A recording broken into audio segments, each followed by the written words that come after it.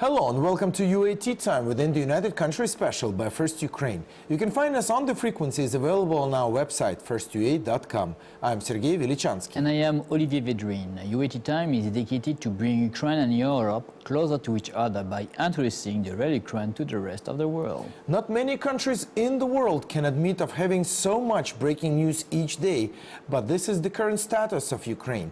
Even now, as we prepare for the new show, we have a difficulty to select only a few out of many. Let's start with the scandal in France with the Canal+, which broadcasted an anti-Maidan video. You know, I receive a lot of messages about that. Incredible. A lot of messages from Ukrainian persons, from also French persons.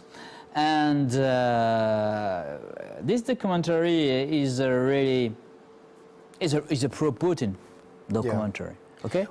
Well, the thing is this. I heard of this movie that is about to be broadcasted, and it was actually broadcasted, which I hoped that they would refuse to do so, but they decided still to do that. And it's a typical propaganda, just as we see, of so many different videos that comes from Russia against Ukraine, and so my question, my dilemma was: is that part of democracy and freedom of speech, where a channel, any channel, has the right to show whatever they feel is correct? You know. Yeah, that's a good question. You know, first. The pro-Putin propaganda in France represents, I can say, a group. Not a large group, but a group. There is some lobbying. Yeah, lobbying, some group of journalists, a group. Some of them come from extreme right party, some of them extreme left party. But you have this lobbying. Okay. And you know, because France is a democracy, because of press freedom, it is very difficult to forbid, to say no to an article, no to an interview, no to broadcast a documentary. Then, for me, this is important to underline that this is also because of press freedom that this pro-Putin documentary was on the TV in France. Yeah. But I want to underline another fact. The more we will talk about this pro-Putin documentary, the more we will give some publicity to this documentary.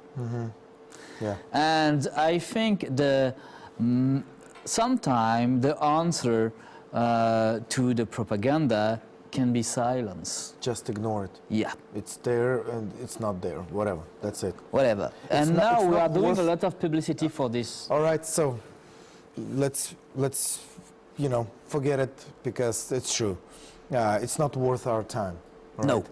But what is worth of our time is to discuss the issue of war, and we can probably be right to call it a war between Russia and Ukraine. And let's take a look at the video. Actually, more and more in the world, the people get a better understanding of what is really happening between Russia and the consequences for the West. In a recent interview to one of the TV channels, Timothy Snyder, the professor of Central European History of Yale University, made this point clear. Now, even if you don't care about the Ukrainians, you might care about world order and about the European order. And the Russian idea, or the Putin's idea, that it's legitimate to invade countries, violate international borders, violate very important agreements from the UN Foundation Charter all the way through the Budapest Memorandum and basically every treaty signed between Ukraine and Russia. The idea that law doesn't matter and borders don't matter is a very dangerous idea for all of Europe and for the Western order as such. So even if you don't care about Ukraine, paying attention to the Ukrainian state is probably something that makes sense. Yeah. You know, he's trying to pretty much underline that regardless if you're pro-Ukrainian or against Ukrainian or neutral, you need to really be careful concerning the principles. You know, that unite the West, unite the democracy. It's still respect to the law, respect to the borders, and all that. And really, what Putin is doing now is really against that. The war in Ukraine, but also the criminal and illegal annexion of Crimea, is, you know, the end of international law in Europe. Yes. This is the end. Putin now, and I think he will use that again. And I had an interview, and this interview will be edited next week. I had an interview with Ruski Monitor, this newspaper from the Russian opposition. Yeah. And they said to me, "Do you think that Putin will do something in a Baltic state?" Provocation. Okay. So this is possible. This is possible. Now, for me, Putin has to think how he can do to stay in the power, how he can do what he can do, and he has also to know which consequences of his different action in this way. For example, if tomorrow Putin will do some, can say, will disturb the Baltic state, the consequences can be also dramatic for him, for the economy. Yeah. And now, I think the question is what Putin can do to continue his policy of aggression against Europe, because this is clear that Putin wants to divide Europe, because he wants to submit Europe to, I can say, his way of thinking. Okay, and now but now the question: to do that, you need a strong economy. You need a strong economy. Well, and as far as I heard, now there are serious talks about tying the sanctions to returning of Crimea back to Ukraine, because before the sanctions were pretty much tied to, you know, the Donbass and to the annexation, but not necessarily to the. Come on, for example, we, in Europe, we respect international law. For example, Kaliningrad. Kaliningrad was part of Germany from centuries ago, you know? Yeah. That was Königsberg. And tomorrow, why Europe can say, okay, Kaliningrad is a part of Western Europe, and we will take them. We'll take Kaliningrad in Europe. Yeah. Don't care. Yeah. Because this is the same logical than for Crimea. Exactly. Exactly. Exactly. But no, we respect international law. But here's it seems like the more they go on, the deeper they dig for themselves. You know, in his recent interview, Russian Foreign Minister Sergey Lavrov made a clear statement. If you're talking about the Budapest Memorandum, we have not violated it, he told the journalist. It contains only one obligation, not to use nuclear weapons against Ukraine. Thank you very much. You know, and it's interesting, there's the Michael Colburn, the Canadian journalist, he makes this statement, and he analyzes this. How in the world can a person of such a position lie in front of the journalists who can Google the Budapest Memorandum in a second and see that there are 6 points of obligations. And one of these points is a nuclear use of weapons is just one of the points. Yeah. But he you know, bluntly lies like this, and then the journalist says the first of the 6 obligations is to respect the independence and sovereignty of the existing borders of Ukraine, and this is exactly what they violate. But you know, this is Lavrov is a very funny man, you know, because I think his daughter is living in USA. Yeah. Yeah. Yeah. And you know, that's a Russian paradox. You know, Lavrov is always against USA, against Europe, but his daughter is living in USA. Well, Like a large part of the Russian elite in the power, with Putin, their daughter, their children, they live in European Union or in USA. Then we have to ask them, come on, why you people cannot live with the same way that new children? I guess it's a, you know, This is a really mind, stupid paradox. It's a mental thing to have a double standard life, you know? But this is typical Russian attitude, I think. Well, I don't mind, you know, I don't have anything against the just typical Russian people, but, No, you know, Russian elite in the power Kremlin, now. Yes. Okay, because you know that you have a Russian elite in the position. I Sure. know them very Sure. well, Sure. and they are not in this paradox. The funny thing is that the Russian embassy in the UK is, in their attempt to broadcast Lavrov's bold new interpretation on Twitter, and they provided a link to the text of the Budapest memorandum itself with all 6 obligations, including the ones Russia has clearly violated.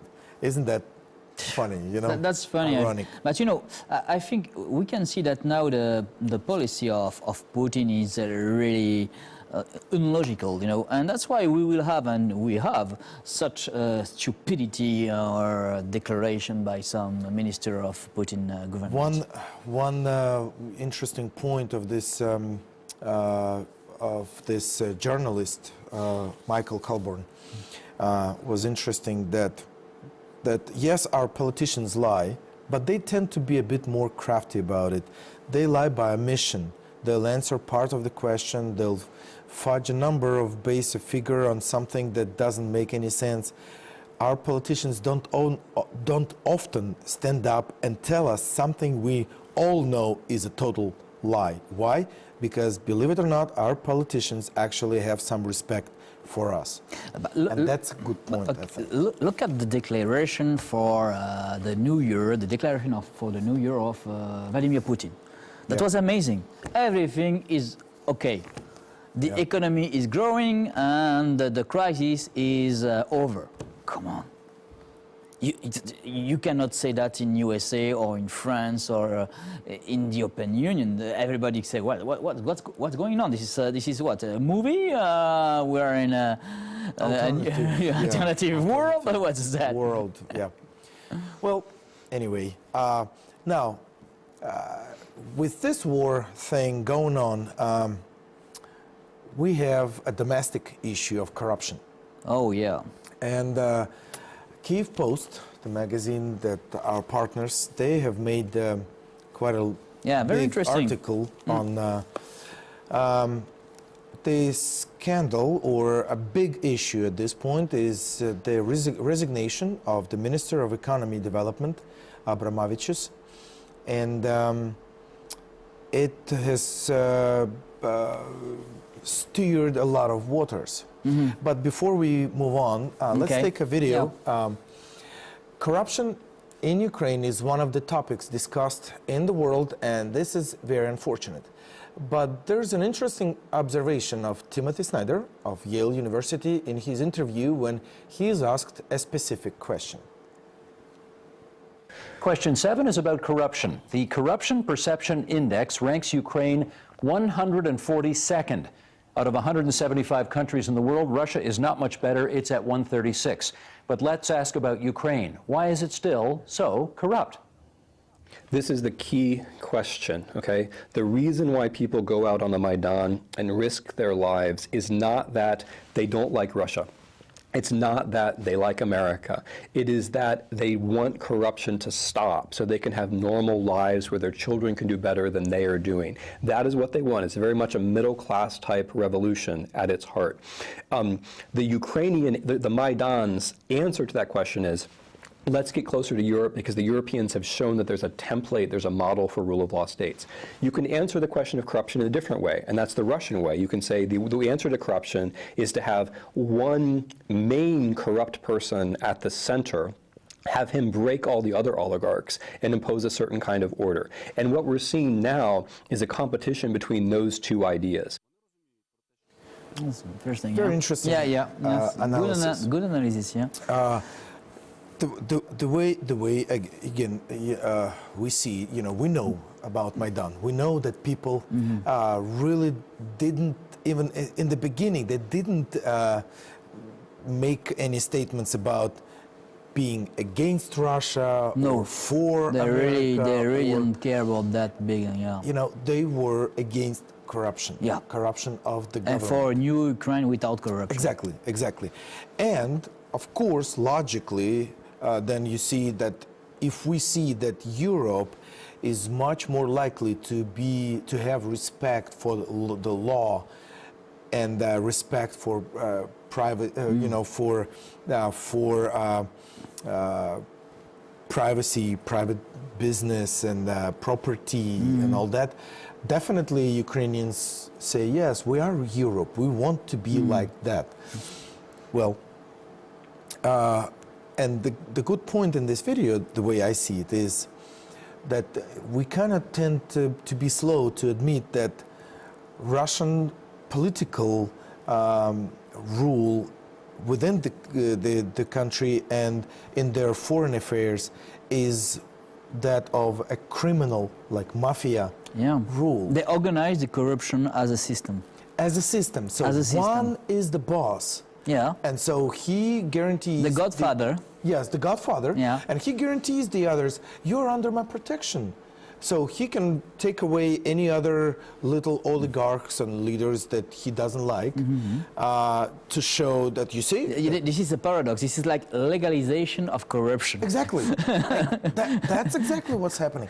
Yeah. And so, they as an octopus, they have so many different ways that they hold different people and positions in Ukraine. Did you see this documentary made by the BBC about Putin?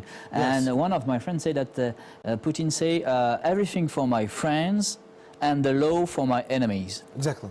Yeah, that's the. This is a summary. Well, and pretty much for the 24, in all of the 5 years of independency, we've seen that we've been in such a close proximity with Russia that Russia's proxies held different key positions in the Ukrainian economy, in Ukrainian, having dealt with gas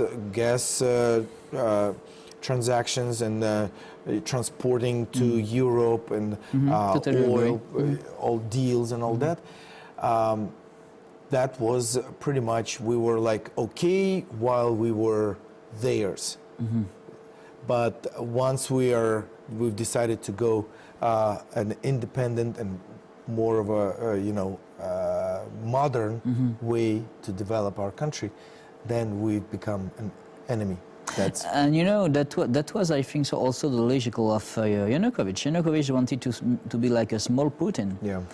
He wanted. And I would pretty much, he had guarantees from Putin that you will be, my representative. Yes. My little duke. Duke of Ukraine, yes. Under the kingdom of Russia, something like that. And Yanukovych was in the same way. I want to organize. He say that was the same. He organize a corrupt country with one big boss. The big boss was Yanukovych. And all the friend of Yanukovych was like the friend of Putin. They really did what they wanted to do. Yeah. And the law was for the others, the enemies. Yeah. Well, now with the corruption in Ukraine, we can't blame Russia anymore for war because. Though it brings a lot of issues and difficulties, and we have to increase. But this corruption is also a gift from the Soviet Union and from Russia also. This is a gift, and this is a bad gift, but this is a gift, and that's a link with this Soviet attitude and this Soviet heritage. That's exactly what we inherited from there. but unfortunately, in 25 years, we haven't recovered any. Only now we see that some, major, seizures and some major difficulties on the organism of our country because one or two people want to do it right, but they just seem like that they can't. There is a lot of hindrances. But look at in Kiev ports, you can see that also you have this information that some ambassador of some very large state like United States, France, Japan. Yes, they did Canada, something. France, Germany, Italy, Lithuania, Sweden, Switzerland, Great Britain, and United States. That was this week, yes. This week they put a big pressure on the government to say, okay, come on, for corruption, you have to do something. We're fed up. Yeah. Well, but the resignation of this minister blows whistle on those who block reforms. Actually, some names are brought up, and there is some extensive analysis on the situation. So you can find it on the internet. Keep post. Fine. Anyway, so there is a lot of that. Now, sometimes politics can stop economical development, and this is the case. Sure. Some politicians want to stop the economic development of Ukraine. Some of them. Another the idea of sanctions actually that has been pretty much circling on internet, and I find it to be quite interesting, honestly. Imagine that the sanctions are not imposed on the whole country, but the sanctions are imposed on the wives of the oligarchs and the political rulers of Russia. How fast do you think those guys will get back into the stable? That can be a good point. That can be a good point. I think because this is exactly what needed to be done 2 years ago. Just the 400 plus members of buy my Duma. handbag Chanel. Exactly. She comes to Putin or Lavrov or to whoever. Their wives come back home and say, "I can't use my Visa card." That's it. I was refused to buy this, this and this at the, at the shop in London. That's it. I couldn't even buy a ticket on the tram in London. Yes, and I think really that was a mistake because we only target only some person, but not all the families. And I think that in corrupt system, this is not only the man or the the men of the family who have all the money. They give the money to their daughter, their children, then their mother, grandmother, father, or even to their wife. And we have when we have to do a sanction, we have to do a sanction for all the family who are corrupt. Exactly. And I know how a woman can restrain her man. Yep.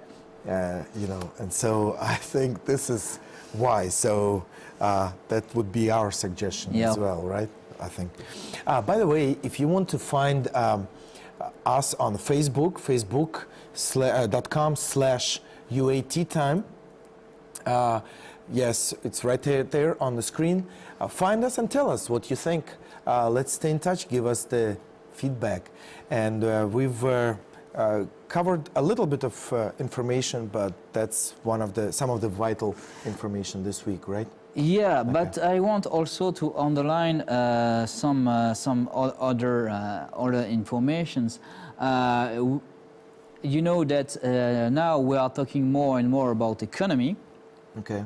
And I know that now we know that France will we will do some economical event in spring. Yeah. and I think that will be maybe for our next issue. We'll talk about that. All right. Why I want to insist in this point, because you know a lot of countries like France want to help Ukraine, Okay. and we talk about those ambassadors who made some pressure, but really, Ukraine has a big chance because Ukraine has a lot of supports in European Union. And we'll make sure you have all the information about that, but that's true.